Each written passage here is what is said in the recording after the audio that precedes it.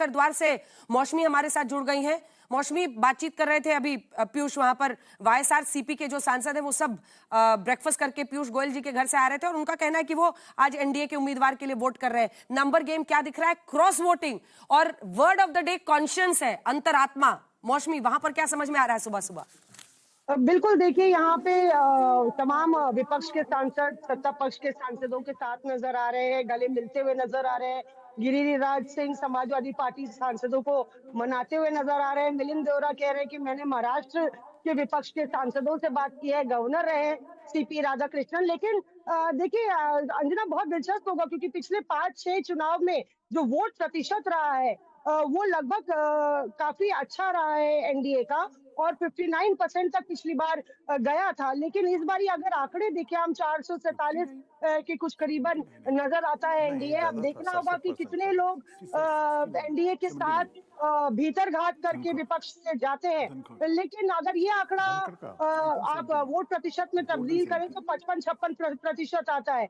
तो देखना होगा कि क्या विपक्ष के अंदर से भी कई सांसद वोट करते हैं और इस वोट प्रतिशत को ऊपर लाते हैं, वरना पिछले 6 दौर में सबसे कम वोट प्रतिशत इस बार की जीत का हो सकता है। और जहां तक आंकड़ों का सवाल है, आंकड़े तो अच्छी तरह से एनडीए के खेमे में है। यहाँ पे तमाम सांसदों के भी आने का सिलसिला लगातार शुरू हो गया है और काफी तकनीकी तौर पर पेचीदा होता है। ये कई बार ऐसा हुआ है कि वोट जो मत है वो गलत हो गया है, टिक मार्क नहीं मार सकते, क्रॉस नहीं मार सकते, अपना कलम इस्तेमाल सांसद नहीं कर सकते, जो अफसर देंगे वही कलम आप इस्तेमाल कर सकते हैं। कलम को उठा के आप बाहर नहीं ले जा सकते, मत पत्र को आप टेढ़ा मेढ़ा नहीं कर सकते, अगर थोड़ा सा भी फट जाएगा तो इनवैलिड हो जाएगा। इन सब चीजों का भी ध्यान सांसदों को इस बार रखना पड़ेगा। ओवर कॉन्फिडेंस से काम शायद नहीं चलेगा, इसलिए मॉक ड्रिल भी दोनों तरफ से रखी गई थी। मॉक ड्रिल भी दोनों तरफ से रखी गई थी और इसी से अंदाजा लग रहा है कि इस बार कितना बड़ा ये आर पार की बात इसलिए भी है कि नंबर्स, क्योंकि आप देख ही रहे हैं कि रोजाना प्रहार हो रहा है, बिहार को लेकर चुनाव में तमाम दावे हो रहे हैं। ऐसे में अगर सांसद इस तरफ ज्यादा जाए या फिर उस तरफ, दोनों ही पक्ष में एनडीए या इंडिया गठबंधन, ऐसे में ये पूरी चर्चा होगी कि भाई देखिए आपके भी सांसद नैतिक रूप से हमारे साथ हैं। ये एक बहुत बड़ी स्ट्रैटेजी और छवि की भी लड़ाई होगी, परसेप्शन की लड़ाई होगी। एक बार पीयूष को भी दिखा दीजिए, पीयूष और मौसमी दोनों को। पीयूष, जल्दी से एक छोटा सा रिएक्शन आपसे इस पर, क्योंकि वाईएसआरसीपी को अपने खेमे में करना है। ऐसे ही सांसद पर जो जुगत इस वक्त और कोशिशें बीजेपी कर रही है, मौसमी बता रही है मकर द्वार से कि वहां गिरिराज सिंह भी समाजवादी पार्टी के सांसद सब सुबह सुबह गले मिल रहे हैं कि भाई आ जाओ इधर।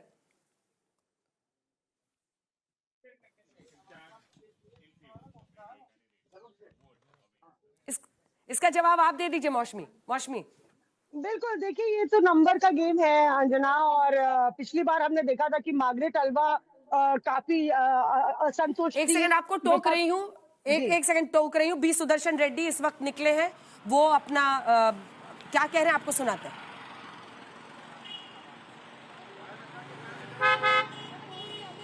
आवाज आ नहीं रही है, आपको बता दें बी सुदर्शन रेड्डी इंडिया गठबंधन की तरफ से उपराष्ट्रपति के उम्मीदवार हैं। ये तेलंगाना, ये आंध्र प्रदेश से हैं और तेलुगु हैं। एक तरफ सुनिए सर, आज के दिन एक सवाल का जवाब दे दें। जो आप लगातार कहते रहे कि संविधान की लड़ाई को आपने लंबे समय तक लड़ी है, आज के दिन क्या कहेंगे?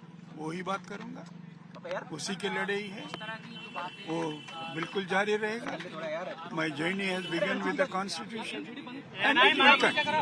लालू जी से मिलने को लेकर अरे छोटा सा बनाया जा रहा है, बोला आपने, बोला ऑर्डिनरी मैन है, बनाने का है, बनाओ। सर, बीआरएस ने अब्सटेन करने की घोषणा की है, उसके बारे में मुझे कुछ कहना। आप अपनी जीत को लेकर आश्वस्त हैं सर? बिल्कुल। Thank you. How hopeful you are sir?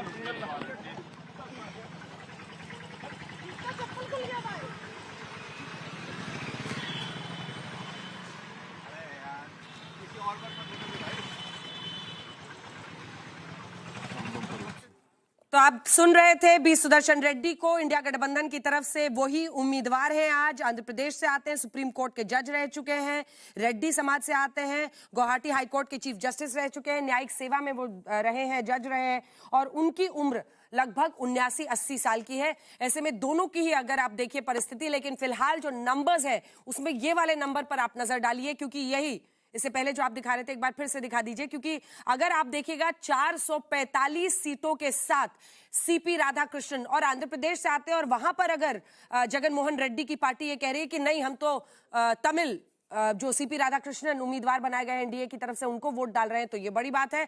इधर 320 उनके पास है, क्योंकि लोकसभा के 234 और 86 राज्यसभा के सांसद सुदर्शन रेड्डी की तरफ दिख रहे हैं। ऐसे में ये शक्ति प्रदर्शन भी होगा। आखिरकार जब वोट की गिनती होती है तो कितने सांसद किस तरफ रहे, क्योंकि अगर एनडीए की तरफ ज्यादा रहेंगे तो वो कहेंगे देखिए भाई, नैतिकता के तौर पर आज भी ज्यादा सांसद हमारे साथ है।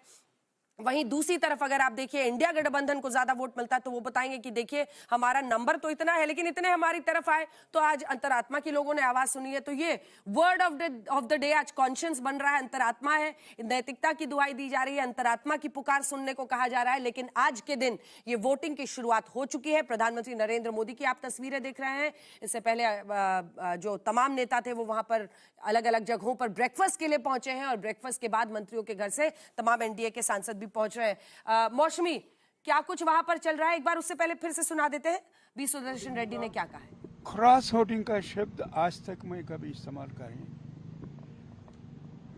मैं सिर्फ अंतरात्मा की आवाज को जगाने के लिए कोशिश कर रहा था। आई डिड नॉट से there will be cross voting. I don't know sir, अगर आप what is जीतते हैं cross तो फिर voting. क्या कहेंगे सर, प्रायोरिटी क्या होगी आपके जीतने के बाद? अब इससे पहले बात कर सर, चुके हैं आपको ना लेकर उसका। होम मिनिस्टर ने बहुत सारी बातें कही। सर अब क्या पूछ रहे हैं भाई, अब क्या पूछ रहे हैं आप? कितने दिन के बाद आप पूछ रहे हैं? रोज बोलते रहूंगा क्या मैं वही बात को? थैंक यू, कहना चाहेंगे आज के दिन सर?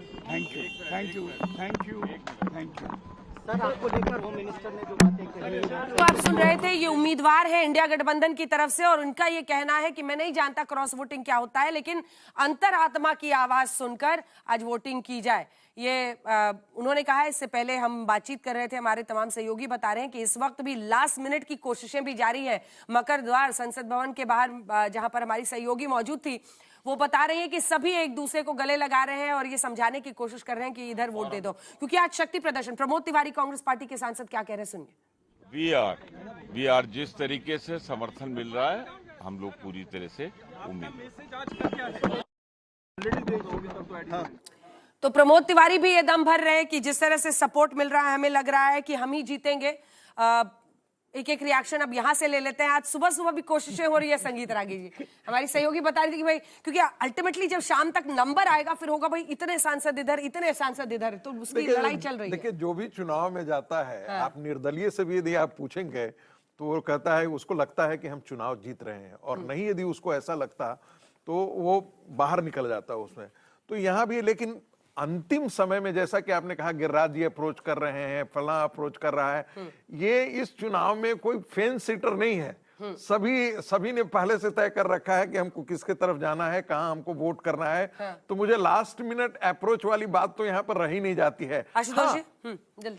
कांग्रेस पार्टी ने या इंडी गठबंधन के लोगों ने उन लोगों तक अपनी पहुंच बनाई क्या, जो 21 सांसद थे, जिनके बारे में कहा जाता है कि वो निर्दलीय हैं या वो अभी तक फेंस सीटर के तौर पर हैं। मेरी जानकारी में कांग्रेस पार्टी ने उन तक अप्रोच नहीं किया है, और वाइस सीपी भी तो ओपनली डिक्लेयर कर रही है कि वो सीपी राधाकृष्णन के पक्ष में वोट कर रहे हैं। इसे आप कैसे देखते हैं? मैंने कहा ना कि सत्ता में जब आप होते हैं तो आपके लिए चुनाव, वाइस प्रेसिडेंट के चुनाव बहुत आसान हो जाती है। क्योंकि मुझे तो अच्छी तरीके से याद है कि 2012 में जब हामिद अंसारी जी दोबारा वाइस प्रेसिडेंट के लिए चुनाव लड़ रहे थे, दोबारा बन रहे थे, तो उस वक्त तो भारतीय कांग्रेस पार्टी के पास जो मेंबर ऑफ पार्लियामेंट थे लोकसभा में 202 थे। आज तो बीजेपी के पास 240 के आसपास है।